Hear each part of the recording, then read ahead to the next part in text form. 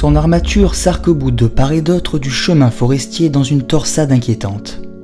Au siècle dernier, ce contorsionniste de métal permettait d'accéder au domaine par l'arrière. Il enjambait alors une petite rivière. Depuis, elle ne coule plus sous ce pont, mais en contrebas d'où le clapotis de l'eau nous parvient.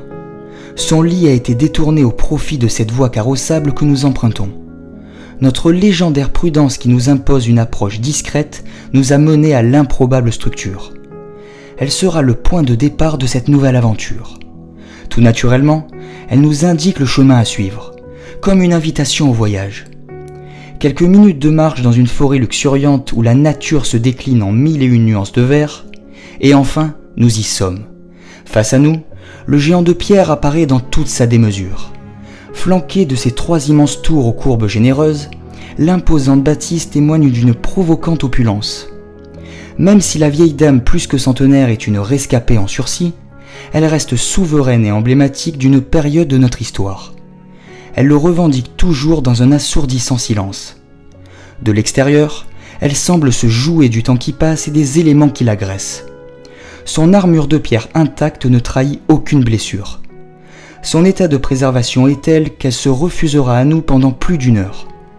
Portes et fenêtres hermétiquement fermées, volets clos, il nous faudra de longues minutes avant de trouver la faille, avant qu'elle n'accepte de nous recevoir.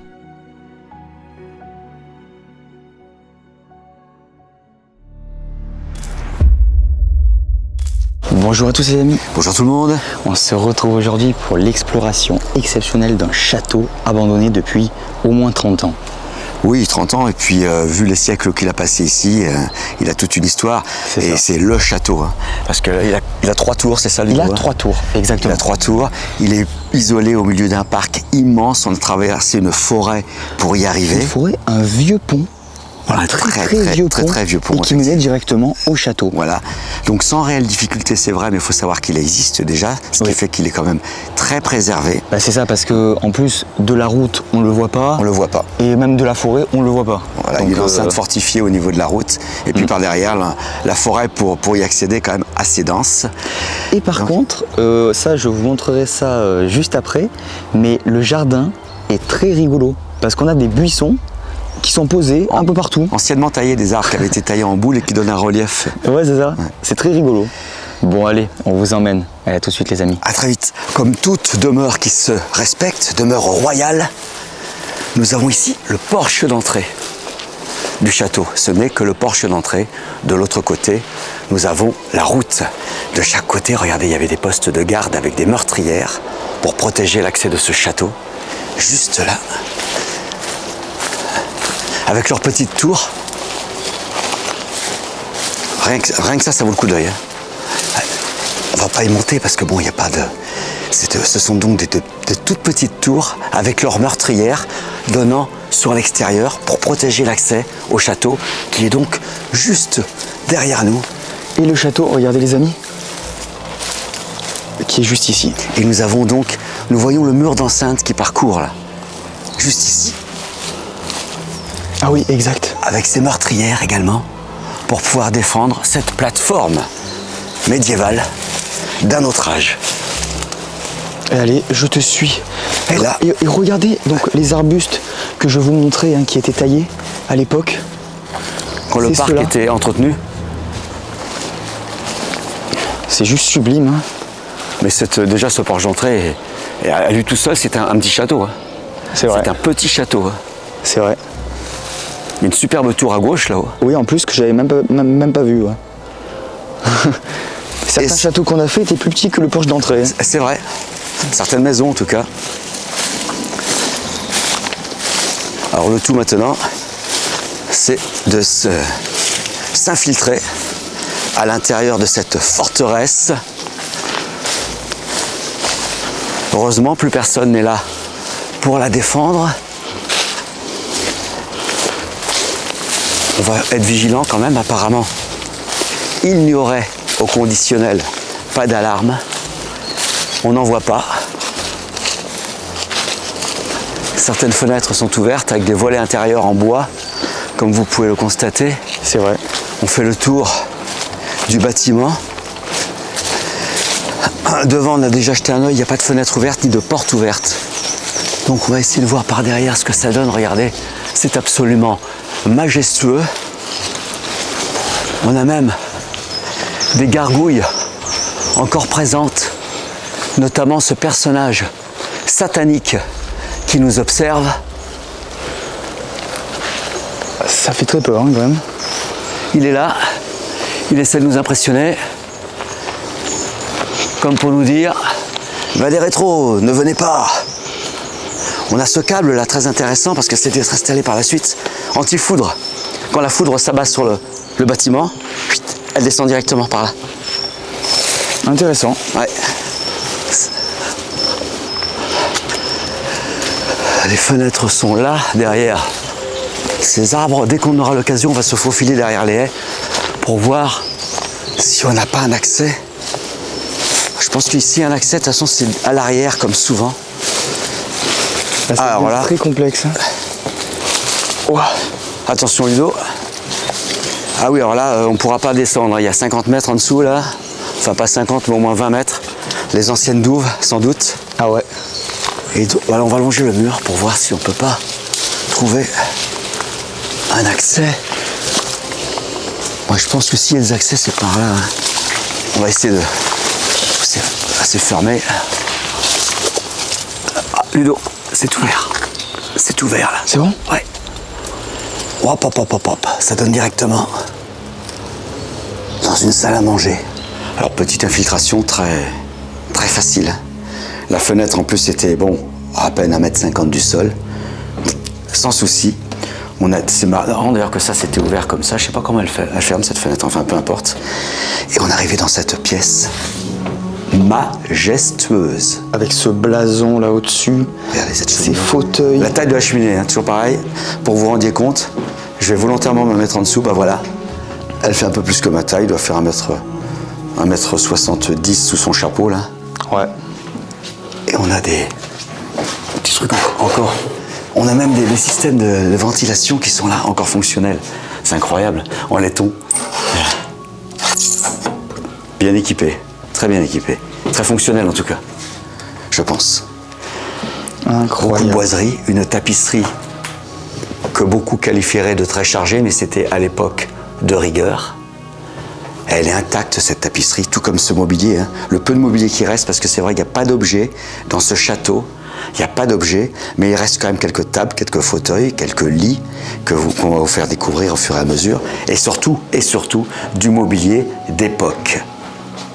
Comme cette chaise, hein, encore une fois. Et regardez, je vais attirer votre attention maintenant sur cette table. Magnifique table. Avec ses 8 chaises. C'est ça. Alors on a toujours ce système de volet intérieur, hein, spécifique. On a les volets intérieurs, ce qui évitait aux gens, donc aux occupants, de sortir pour occulter la fenêtre.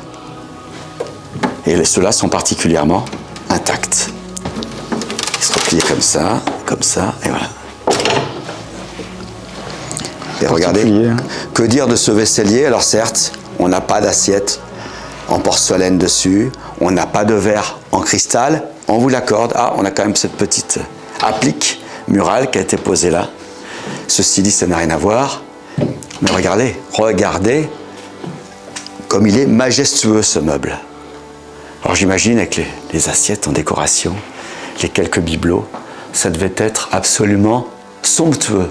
Et j'attire également votre attention sur le plafond à la française et qui est absolument intact. Il nous manque malheureusement un superbe lustre au-dessus de cette table.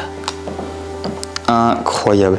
Et par contre... Oui. Ah oui, donc tu voulais dire quoi? Non, je voulais juste finir là, sur cette porte, parce que tout de même les portes sont belles. Regarde-moi ces portes, avec ces ferronneries là. Absolument incroyable. Hein. C'est magique. Sublime. Et vraiment des portes d'époque. Et j'attire votre attention maintenant sur ce fauteuil. Ah oui, alors lui. Voilà, c'est le fauteuil avec ses du roi. Têtes de lion au niveau des accoudoirs. De superbes têtes de lion.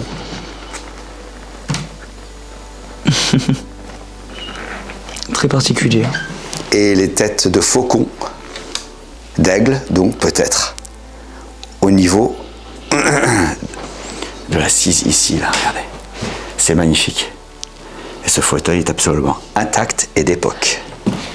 Quand on vous dit qu'il y a peu de mobilier, c'est vrai, mais le peu de mobilier qu'il y a, on va s'y attarder, justement, ça nous donne l'occasion comme ça d'être moins dispersé et d'être un peu plus focus sur le beau mobilier en place et de vous en parler dans la mesure où on peut vous en parler, on n'a pas. Quelques toutes petites connaissances pour vous faire part de nos impressions.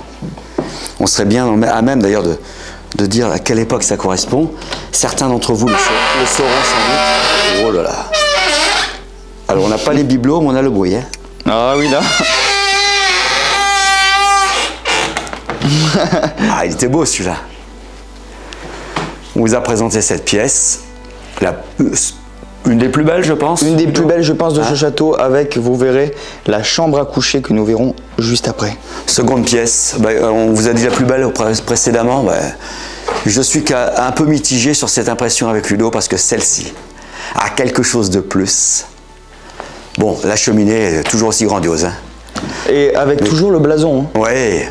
Ce blason. Et quand je dis quelque chose de plus dans cette pièce, c'est au niveau des ouvertures sur l'extérieur. Regardez-moi ces vitraux.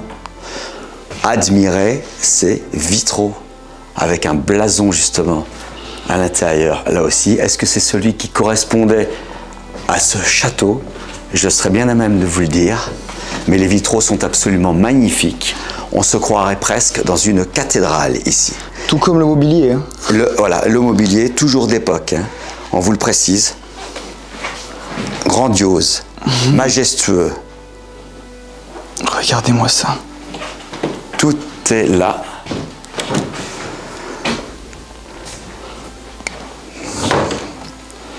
Wow, sublime. Sublime meuble, comme dit Ludo. Et vraiment, tout est beau parce que tout est vraiment intact là, posé là, comme ça. Rien de superflu puisqu'il n'y a pas d'objet, effectivement. Et ces portes, ne serait-ce que ces portes absolument majestueuses, de véritables œuvres d'art en elles-mêmes. Là, vraiment, on observe la décoration de ce château. C'est presque bien qu'il y ait, ou presque mieux de temps en temps qu'il y ait moins d'objets. Ça nous permet d'attirer notre attention sur un peu plus l'essentiel peut-être, de ne pas nous perdre dans des objets qui ont été rajoutés au fur et à mesure des générations qui ont habité les lieux. Et parfois, on a des objets qui sont beaucoup plus récents que ce qu'on pense. Mais là, et puis alors, les tentures murales en velours, hein, alors que de l'autre côté, c'était de la tapisserie. Donc là, on est sur quelque chose de beaucoup plus noble, qui correspond plus à la royauté que reflète ce château.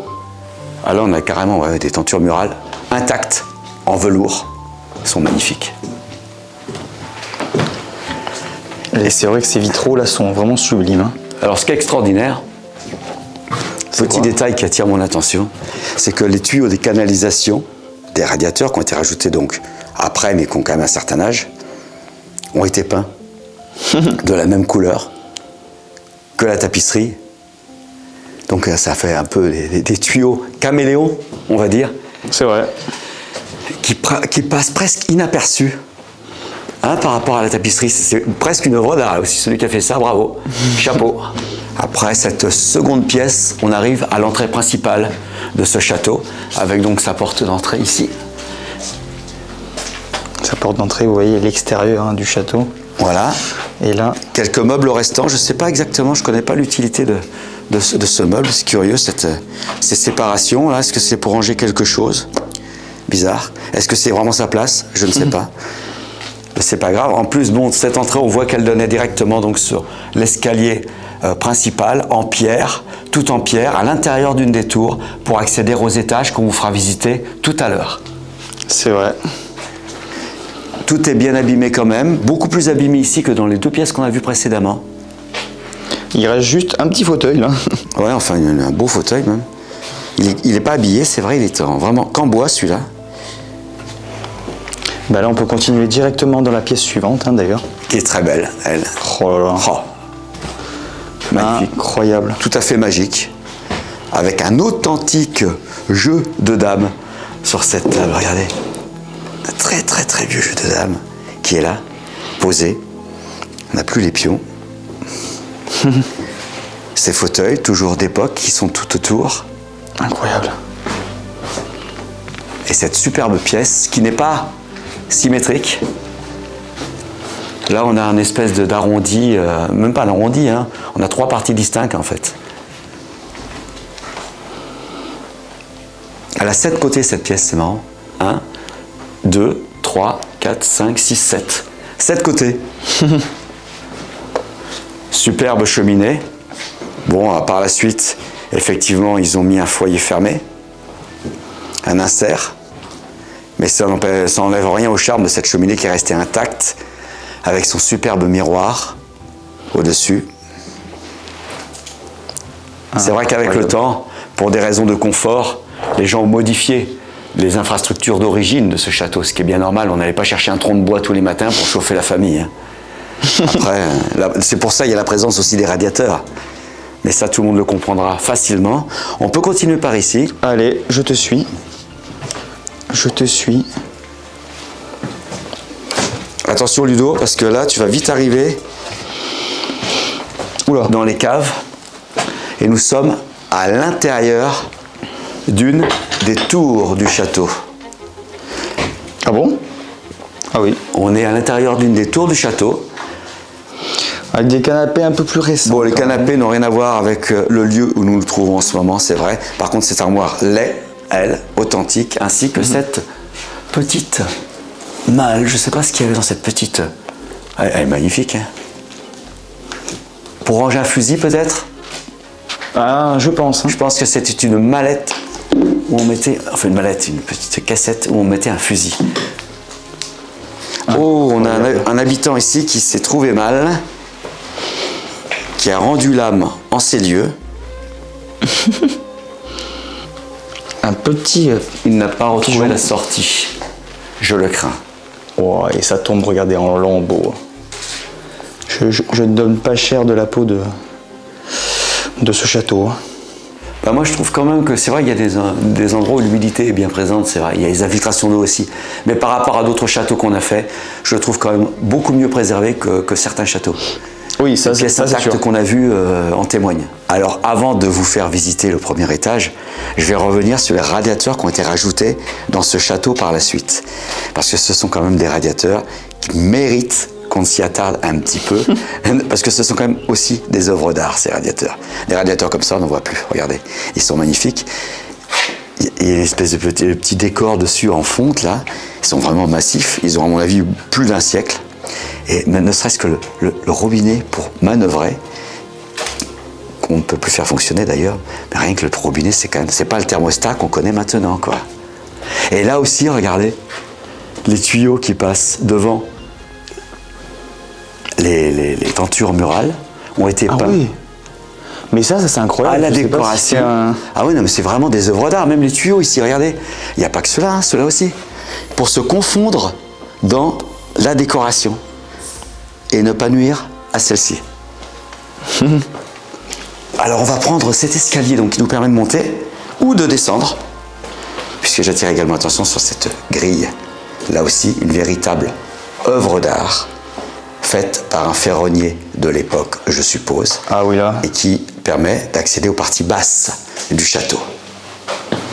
Où on ira vous faire un petit tour après, hein, parce qu'il y avait une arrière-cuisine. Donc nous sommes à l'intérieur d'une des tours qui nous permet d'accéder au premier étage de ce majestueux bâtiment. Allez, on commence à visiter ce premier étage de ce château et on arrive dans une salle de bain. C'est marrant parce qu'on ne s'attend pas à tomber directement sur une salle de bain, vous voyez, avec toutes ces boiseries. C'est toujours pareil, bon, c'est pas le carrelage qu'on a maintenant. Et curieusement, on a de la moquette au sol. Une moquette assez épaisse. Bon, tout ça, je pense que c'était rajouté par la suite, bien évidemment. Oui, mais par contre, cette salle de bain, comparée aux autres, je trouve qu'elle est assez ancienne, pardon. Bah, il y en a une qui est assez pittoresque, hein, c'est celle qui est dans la tour. Ah oui, on vous montrera tout à l'heure. Hein. Alors, on arrive dans les chambres, toujours assez... Le mobilier réduit à son strict minimum, hein, pour les raisons qu'on vous a expliquées. Le lieu a dû être vidé. Et cette fois-ci, j'attire ton attention, papa, qu'il n'y a pas le blason. Le blason est enlevé. En fait, il a été effacé. Ça a peut-être été repeint ou refait. Ah, les cheminées sont majestueuses. Hein. J'attire votre attention là également. Sur les colonnes de marbre. Oh là là, c'est magnifique. C'est superbe. Par contre, c'est un habillage en fausses briques hein, qui était reconstitué. Alors que je suis pratiquement persuadé que derrière cet habillage, j'ai des vraies briques. C'est bien dommage. Et là, je vais juste vous montrer quand même ce petit lit. Très hein, belle même pièce. si... Enfin, c'est quand même un petit lit d'époque. Hein, avec ce mobilier d'époque. Et, à mon avis, le ramoneur est passé il n'y a pas longtemps. Ah ouais. Eh oui, il a oublié, je sais pas d'ailleurs comment ça s'appelle, cet ustensile pour ramoner les cheminées. Ah non, attends, c'est même pas pour ramoner les cheminées, ça c'est pour faire la poussière en haut. Ah non, non, je dis n'importe quoi, ça sert juste à faire la poussière en haut au niveau de l'entretien du château. Enlever les toiles d'araignée, des choses comme ça. Donc le ramoneur n'y est pour rien. Toujours ces superbes portes hein. Et ces radiateurs là. Oh là là là là. Mais même les radiateurs, hein, même s'ils ne sont pas de l'époque d'origine du château, ce sont des œuvres d'art. On continue? Allez. Oh là, alors là, je vous invite dans une chambre déjà exceptionnelle, mais à un lit que vous ne verrez peut-être qu'une seule fois dans votre vie. Regardez-moi ça. Je vous laisse. Oh là là là là là là. Ça se passe de commentaires. Bon, bah, cette chambre fait largement la surface de faire quoi, 50 mètres carrés d'une petite maison. Même un studio est plus. Ah ouais, un petit, studio, hein. ça fait la moitié de ça. Regardez-moi ce lit surtout. Oh là là. Quel style? Tiens, allez, n'hésitez pas dans les commentaires. Le style, on aimerait le connaître. Je suppose qu'avant, au-dessus, il y avait une toile qui était certainement tendue au-dessus et peut-être qui revenait sur les côtés.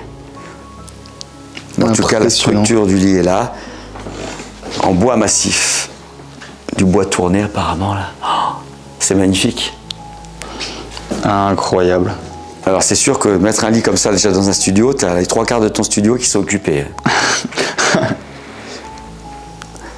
Et le reste de la pièce est tout aussi beau, même si Ludovic nous fera remarquer que le blason est sans signification.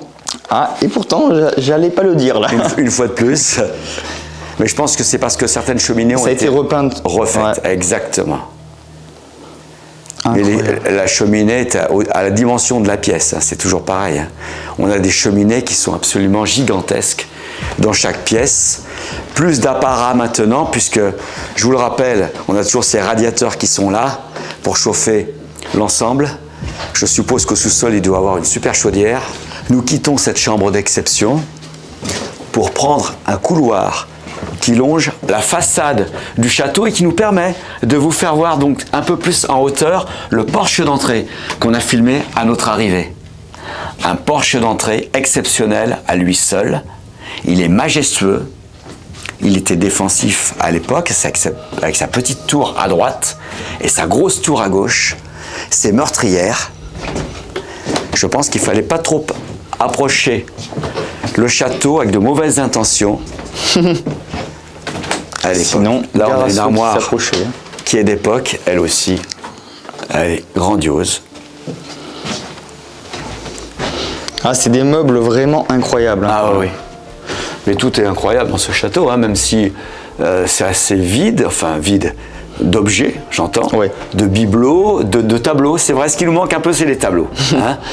Les tableaux, ça parle toujours. Il y a les personnages qui ont des fois habité ici, ou des personnages religieux qui donnent un côté un peu plus mystique à l'endroit.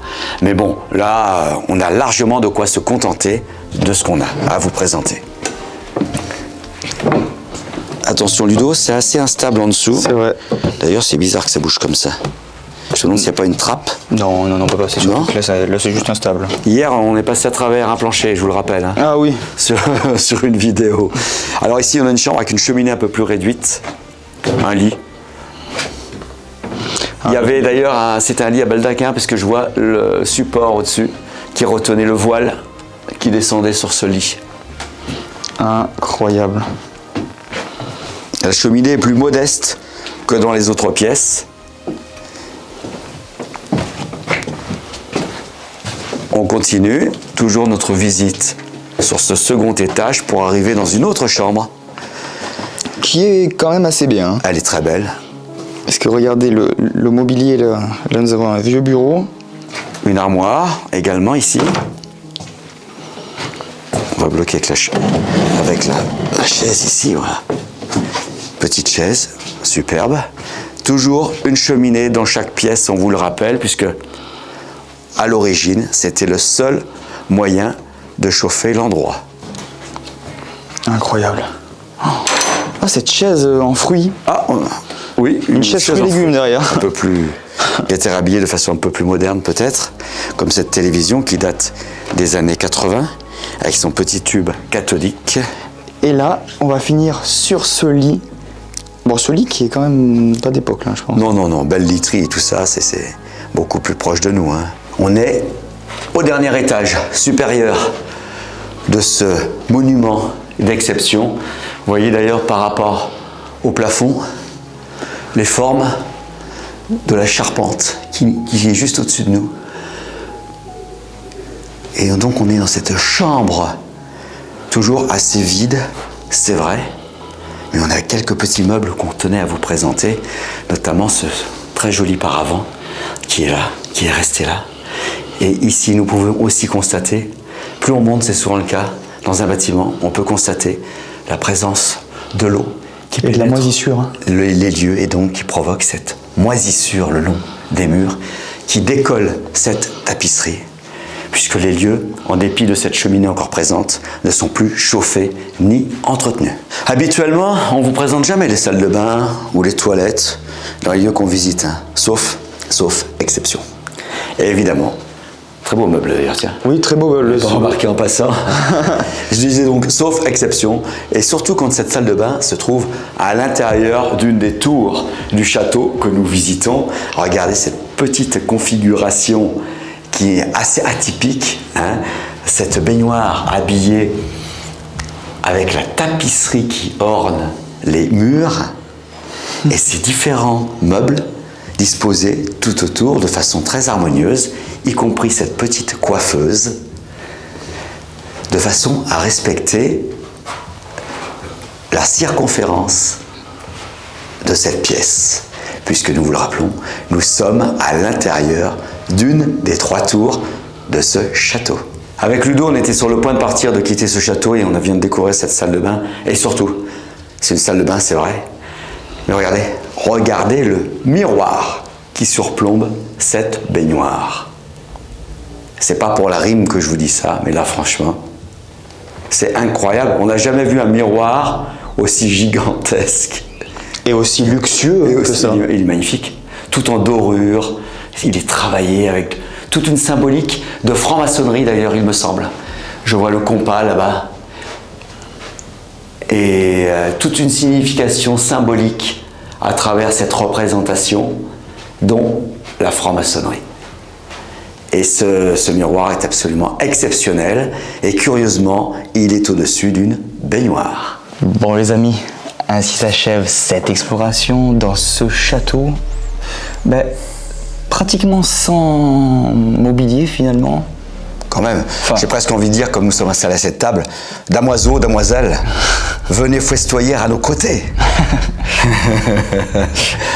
Pour se remettre un peu dans l'ambiance du lieu, une ambiance qu'on retrouve quand même, comme dit Ludo, même s'il y a beaucoup moins de meubles qu'autrefois, s'il n'y a plus d'objets du tout, quasiment. Oui, parce qu'il n'y a pratiquement plus d'objets. Voilà. Les meubles sont là, mais les objets sont partis. Donc certaines petites histoires nous manquent peut-être un peu, mais il y a quand même le gros mobilier qui est resté. Il y a quand même ce vaisselier là où est posé justement en ce moment la caméra qui nous filme, un vaisselier d'exception. Oui, ça c'est... On a quand même des chaises d'exception, des fauteuils, des bureaux, des chaises tables, royales. Et notamment un lit, ce lit que vous avez vu tout à l'heure. Ce lit à baldaquin, tout en bois. Avec ses colonnes sculptées en bois massif là.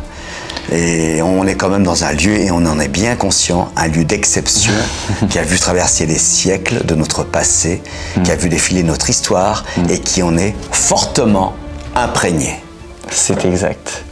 Bon, en tout cas, si vous avez aimé cette exploration, n'hésitez pas à vous abonner, à liker et à commenter sur les différentes choses que vous avez pu voir durant cette exploration. Et nous, on se dit à très vite pour pour une prochaine explo. À très bientôt. Allez, à très bientôt. Bye bye. Avec pléthore de domestiques et de festivités, il connut ses heures de gloire il y a fort longtemps. Le fantôme de ce château et les âmes de ceux qui l'ont habité ressurgissent du fond des âges. Ils sont nos guides. À travers les siècles, plusieurs périodes se superposent ici. De la plus ancienne, il ne reste que les ruines d'une immense tour médiévale défensive, la plus ancienne place forte du domaine, à quelques encablures du château. Quant à ce dernier, son mobilier et sa décoration nous ont transportés de la Renaissance à une époque plus contemporaine. Des pièces encore intactes nous ont offert avec parcimonie les extraits envoûtants du quotidien de ses occupants. De cette immense salle de réception par laquelle nous sommes arrivés, de l'aménagement des tours en salle de bain ou en chambre, de ce lit à baldaquin en bois tourné, de ces interminables couloirs et de ces escaliers de pierre en colimaçon, de ces multiples cheminées aux dimensions hors normes, parfaitement conservées, ici le temps passe mais l'élégance demeure. Même l'humidité, prédatrice naturelle de l'endroit, semble se contenter de revêtements muraux partiellement décollés. Tout laisse à penser que ce bijou de notre patrimoine culturel n'est pas près de disparaître, et c'est tant mieux. Contrairement à beaucoup d'autres, il continuera encore très longtemps à faire rêver ceux qui auront l'immense privilège de le visiter.